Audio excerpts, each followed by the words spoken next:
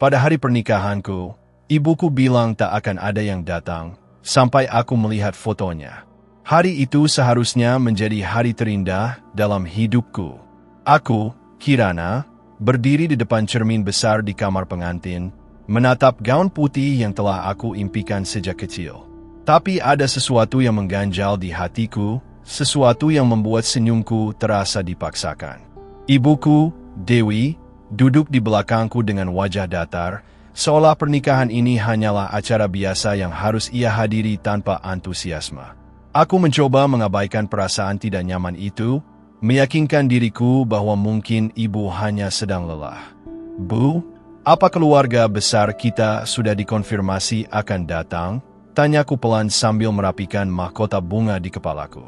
Ibu tak langsung menjawab, ia hanya menatap ponselnya dengan ekspresi yang sulit kubaca. Keheningan itu membuatku semakin gelisah. Jantungku mulai berdetak lebih cepat. Bu, panggilku lagi, kali ini dengan nada sedikit lebih tinggi. Ibu mengangkat wajahnya, menatapku dengan tatapan kosong yang membuatku merinding.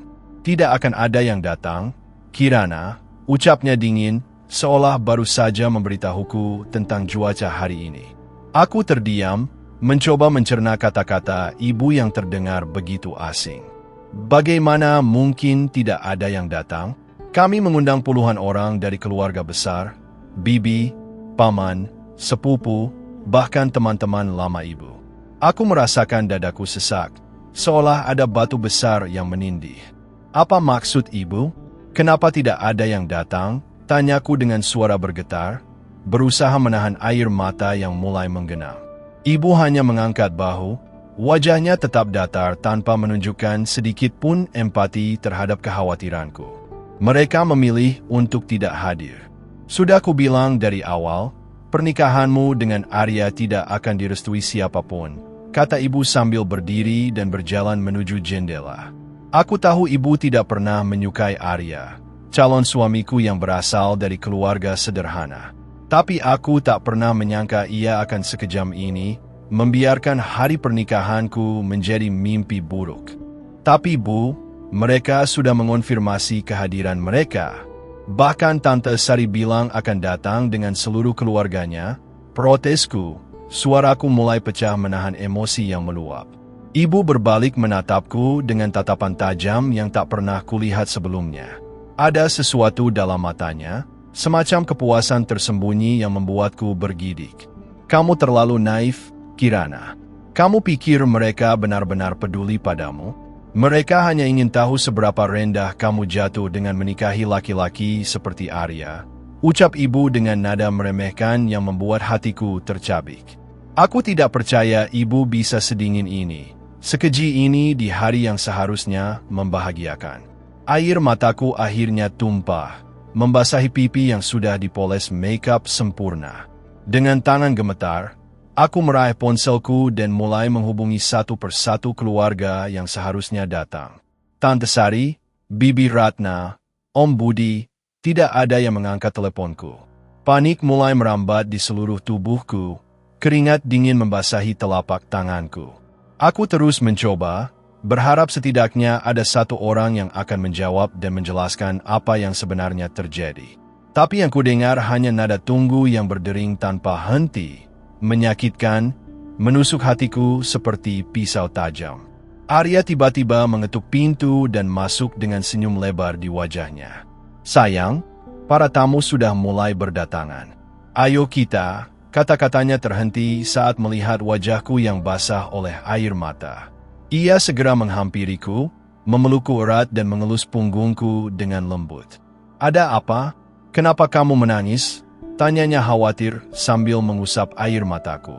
Aku tidak bisa menjawab, tenggorokanku tercekat oleh emosi yang membludak.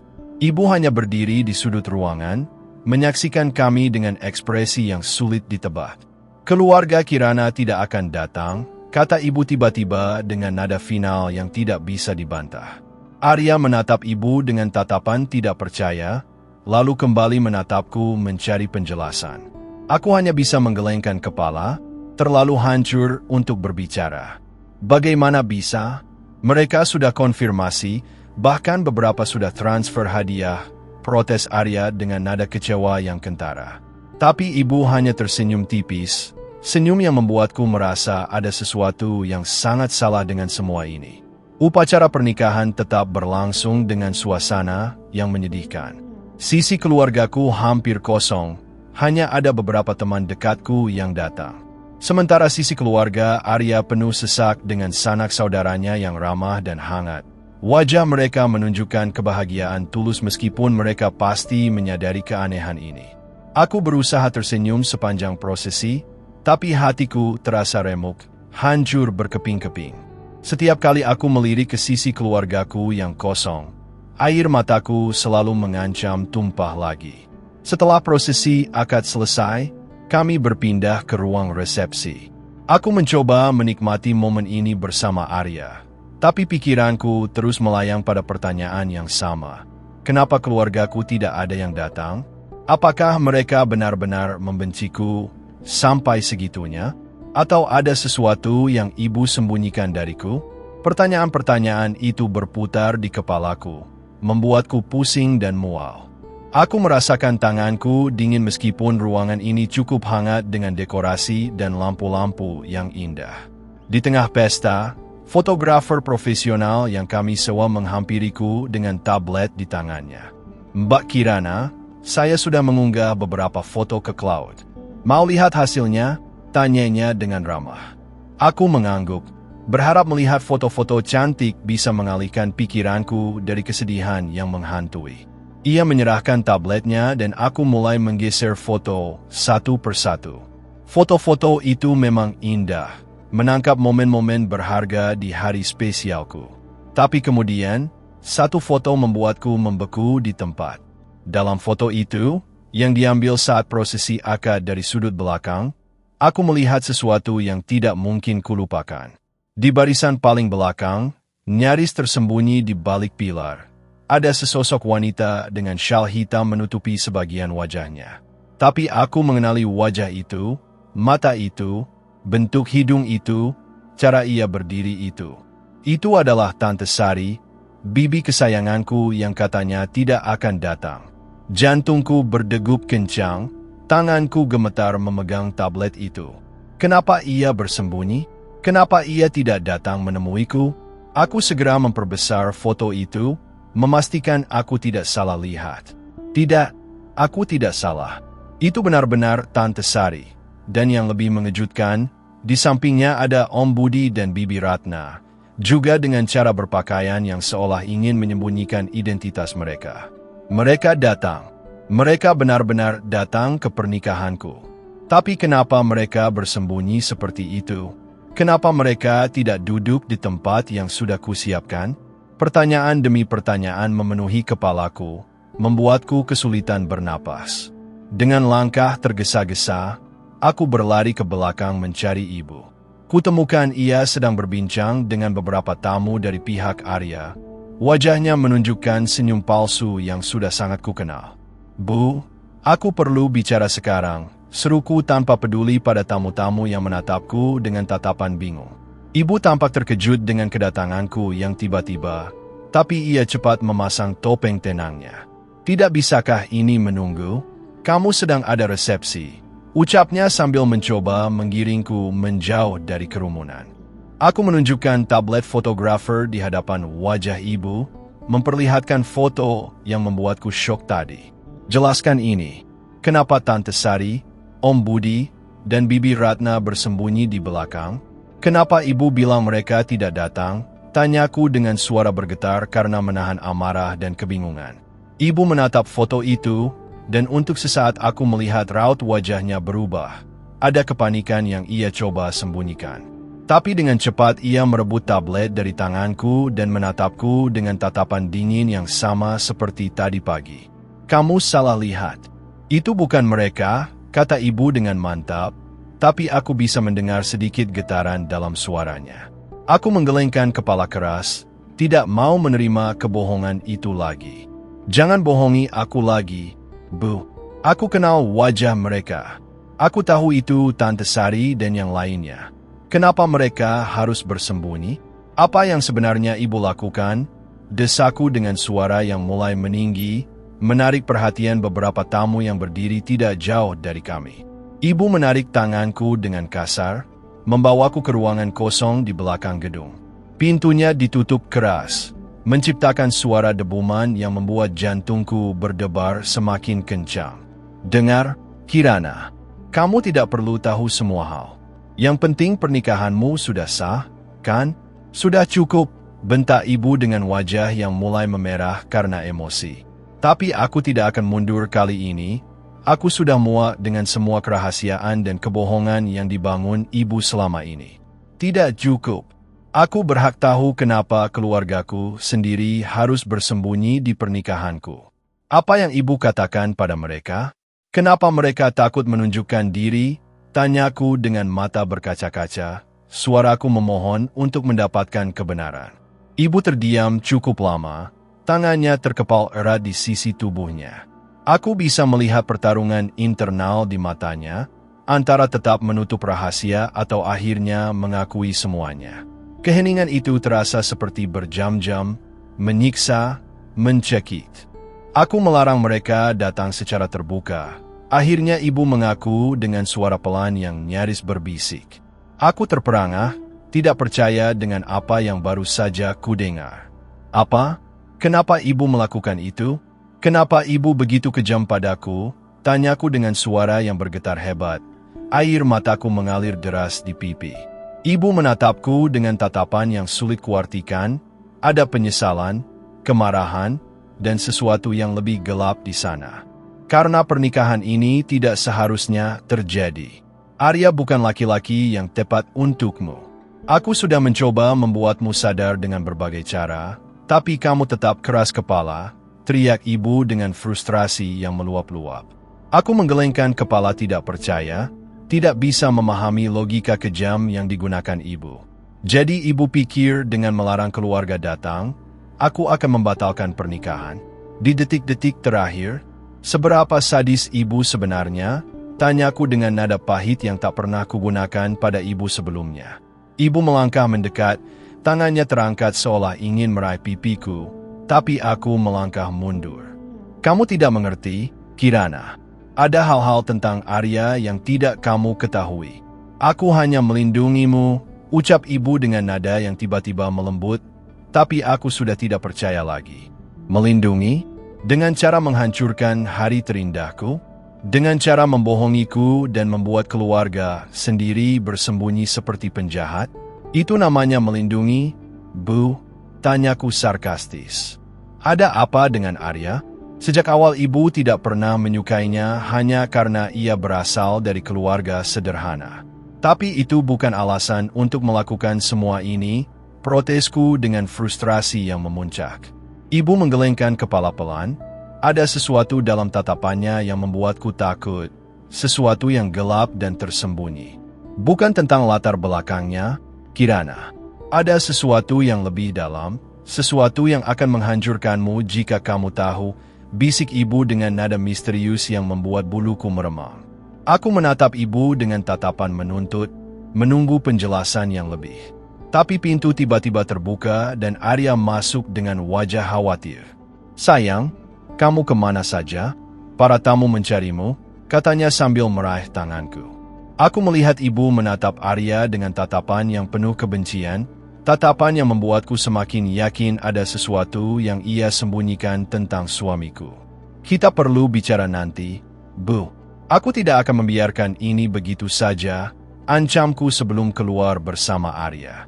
Sisa resepsi berlangsung seperti kabut bagiku. Aku tersenyum, berfoto, menyapa tamu, tapi pikiranku terus melayang pada kata-kata ibu dan foto yang kulihat tadi. Setelah acara selesai dan kami kembali ke kamar hotel, aku segera membuka laptop dan mulai mencari keluargaku di media sosial. Aku mengirim pesan pribadi ke Tante Sari, memohon penjelasan kenapa ia harus bersembunyi tadi. Detik-detik menunggu balasannya terasa seperti siksaan. Jari-jariku bergetar di atas keyboard. Ponselku berdering, tapi bukan dari Tante Sari, melainkan nomor tidak dikenal. Dengan ragu aku mengangkatnya. Halo, sapaku pelan. Suara di seberang sana membuat darahku membeku. Itu suara Bibi Ratna. Tapi ia berbisik dengan nada ketakutan yang kentara. Kirana, maafkan kami. Ibumu melarang kami menunjukkan diri dengan ancaman yang sangat serius. Tapi kami tetap ingin menyaksikanmu bahagia, jadi kami datang diam-diam, jelasnya dengan suara bergetar. Ancaman apa, Bibi? Tolong katakan padaku, desakku dengan jantung berdebar kencang. Ada keheningan panjang di seberang sana, hanya terdengar napas Bibi Ratna yang berat. Ibumu mengancam akan membongkar rahasia kelam keluarga kita jika kami datang secara terbuka dan terlihat mendukung pernikahanmu dengan Arya. Rahasia yang bisa menghancurkan reputasi keluarga besar kita, bisik Bibi Ratna dengan nada penuh ketakutan. Aku tercekat, tidak percaya ibu bisa sampai melakukan pemerasan terhadap keluarga sendiri. Rahasia apa, Bibi? Aku berhak tahu, tanyaku dengan suara yang mulai meninggi karena frustrasi. Tapi Bibi Ratna hanya terisak di seberang sana. Maafkan kami, Kirana. Kami tidak bisa memberitahumu. Ini terlalu berbahaya. Yang jelas, hati-hati dengan ibumu. Ia bukan orang yang kamu kira, bisiknya sebelum tiba-tiba memutuskan sambungan. Aku menatap ponsel dengan tatapan kosong. Otakku berusaha memproses semua informasi yang baru kudapatkan. Arya keluar dari kamar mandi dan melihatku duduk terpaku dengan wajah pucat. Sayang, kamu baik-baik saja? Tanyanya sambil duduk di sampingku dan meraih tanganku.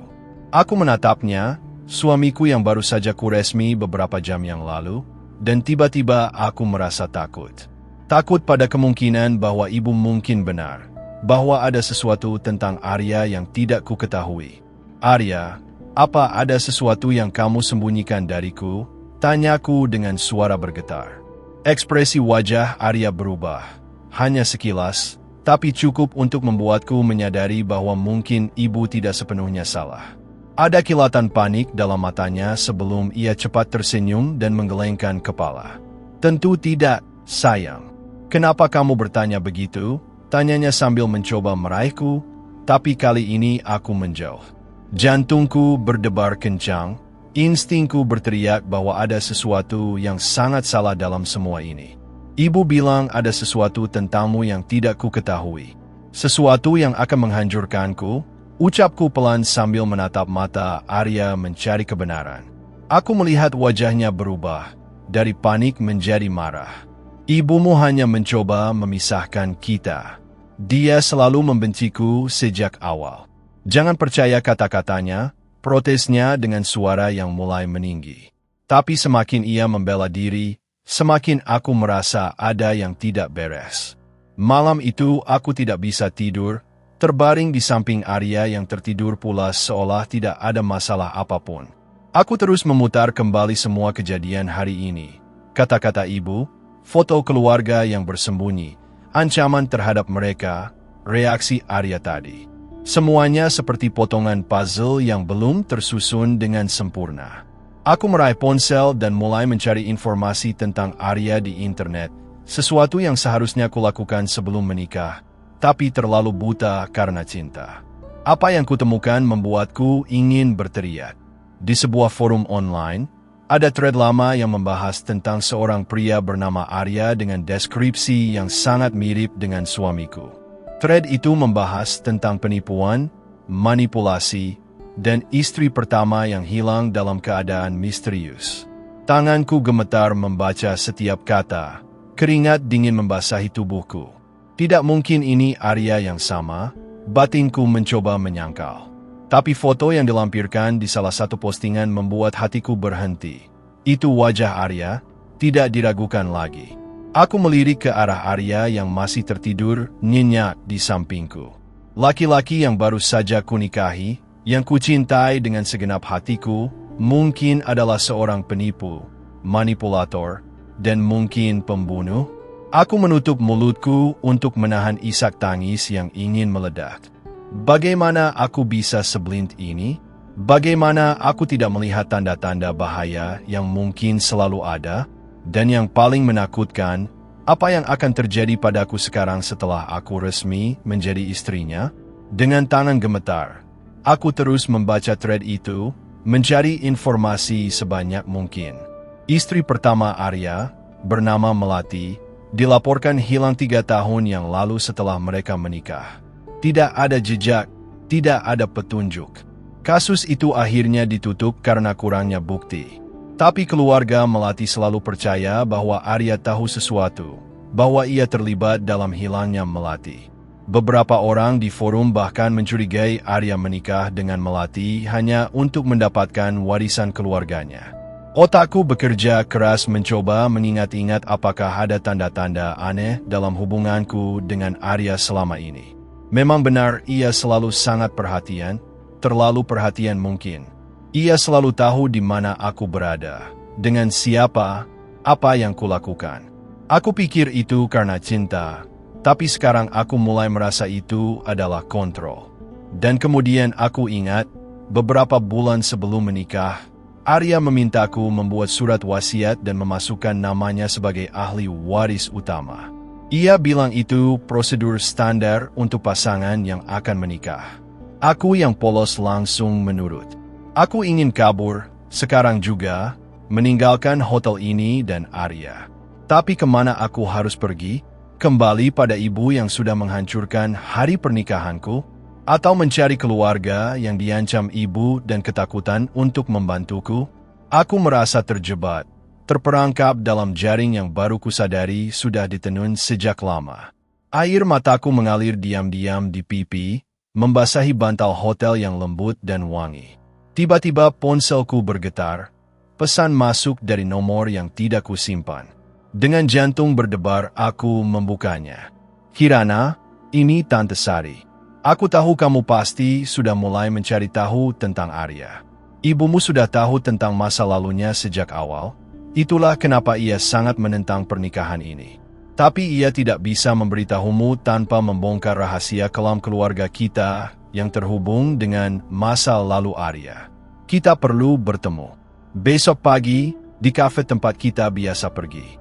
Datang sendirian. Jangan bilang siapapun, terutama Arya. Aku menatap pesan itu dengan perasaan campur aduk. Lega karena akhirnya akan mendapat jawaban, tapi juga takut pada apa yang akan kudengar besok. Aku melirik jam, sudah pukul 3 pagi. Dalam beberapa jam lagi, aku harus bertemu Tante Sari dan akhirnya mengetahui kebenaran yang selama ini disembunyikan semua orang dariku. Kebenaran tentang Arya, tentang ibu, tentang keluargaku, dan mungkin tentang diriku sendiri. Pagi itu aku berhasil menyelinap keluar dari hotel dengan dalih ingin sarapan sendiri. Tante Sari sudah menungguku di kafe dengan wajah pucat dan mata berkantung, seolah ia juga tidak tidur semalaman. Ia menarik tanganku dan langsung berbisik gemetar, "Kirana, Arya adalah adik kandung ibumu yang hilang 30 tahun lalu. Anakmu sendiri secara biologis dari hubungan gelap ibumu dengan ayah Arya yang sebenarnya adalah kakekmu sendiri." Dunia seakan runtuh. Aku merasa mual dan pusing mendengar kebenaran mengerikan itu. Aku baru saja menikahi paman kandungku sendiri, hasil dari inses yang dijaga rapat oleh keluarga. Tante Sari melanjutkan dengan air mata. Ibumu melepaskan Arya untuk diadopsi saat bayi, dan ia tumbuh dengan nama berbeda. Ia mencarimu dengan sengaja, mengetahui identitasmu, merencanakan pernikahan ini sebagai balas dendam pada ibumu yang meninggalkannya, dan warisan keluarga besar kita yang seharusnya menjadi haknya. Aku berlari keluar dari kafe dengan tubuh gemetar, muntah di pinggir jalan karena tidak sanggup menerima kenyataan bahwa aku telah menikahi darah dagingku sendiri dengan motivasi yang mengerikan. Aku segera menelepon polisi dan menceritakan semuanya. Tentang thread yang kubaca, tentang Melati yang hilang, tentang hubungan terlarang kami, tentang surat wasiat yang ia paksa kubuat. Ketika polisi datang ke hotel dan menangkap Arya, ia tertawa terbahak-bahak dengan mata yang berubah dingin dan penuh kebencian. "Kau pikir aku mencintaimu? Aku hanya ingin menghancurkan keluarga yang membuangku seperti sampah. Ibumu yang membiarkanku tumbuh dalam neraka sementara kau hidup mewah dengan darah dan nama keluarga yang seharusnya juga milikku," teriaknya sambil digelandang petugas. Investigasi lebih lanjut mengungkap bahwa Arya memang telah membunuh Melati. istri pertamanya yang juga ia nikahi dengan identitas palsu dan motif serupa, lalu mengambil seluruh hartanya sebelum membuang jasadnya yang hingga kini belum ditemukan. Ibuku akhirnya mengaku bahwa ia mengenali Arya sejak pertemuan pertama kami, melihat mata kakekku yang sudah meninggal dalam diri Arya. Dan ia mencoba menghentikan pernikahan dengan cara ekstrim karena tidak sanggup membongkar dosa masa lalunya yang memalukan. Pernikahanku dinyatakan batal secara hukum karena hubungan darah. Arya dijatuhi hukuman seumur hidup atas pembunuhan melati, dan skandal inses keluarga kami tersebar ke media, menghancurkan reputasi yang selama puluhan tahun dijaga dengan ancaman dan kebohongan. Kini, 6 bulan setelah mimpi buruk itu, aku duduk sendirian di apartemen kecil yang kusewa dengan uang tabunganku sendiri, jauh dari keluarga yang hancur berantakan karena rahasia yang akhirnya terbongkar. Aku memutuskan untuk mengganti nama, memulai hidup baru, dan menjalani terapi intensif untuk sembuh dari trauma yang mungkin akan menghantuiku seumur hidup. Setiap malam aku masih bermimpi tentang hari pernikahan itu, tentang keluarga yang bersembunyi, tentang senyum Arya yang ternyata palsu, tentang peringatan ibu yang datang terlambat. Dan yang paling menyiksa adalah menyadari bahwa foto pernikahan yang seharusnya menjadi kenangan indah, kini adalah bukti dari kejahatan paling kelam yang pernah menimpa keluargaku. Kejahatan yang dimulai dari dosa generasi sebelumku, dan hampir berakhir dengan kematianku di tangan darah dagingku sendiri. Terima kasih sudah mendengarkan kisah kelam saya hingga akhir. Saya tahu cerita ini sangat berat dan mungkin membuat kalian merinding. Tapi itulah kenyataan yang harus saya hadapi. Jika kalian terkejut, marah, atau bahkan tidak percaya dengan apa yang terjadi pada saya, tolong tinggalkan komentar di bawah. Saya ingin tahu pendapat kalian tentang kisah ini. Jangan lupa tekan tombol like jika kalian merasa cerita ini menarik dan ingin melihat lebih banyak drama keluarga yang nyata dan mencengangkan seperti ini. Dan yang paling penting, jangan pergi dulu. Bergabunglah dengan keluarga besar channel kami dengan menekan tombol subscribe dan aktifkan lonceng notifikasi agar kalian tidak ketinggalan cerita-cerita dramatis lainnya yang akan kami bagikan setiap minggu. Percayalah, masih banyak kisah mengejutkan dari orang-orang nyata yang akan membuat kalian terpukau, marah, sedih, dan penasaran. Sampai jumpa di video berikutnya. Dan ingat, kadang kenyataan jauh lebih mengerikan daripada fiksi. Salam dari saya, dan semoga kalian tidak pernah mengalami drama sekeji ini dalam hidup kalian.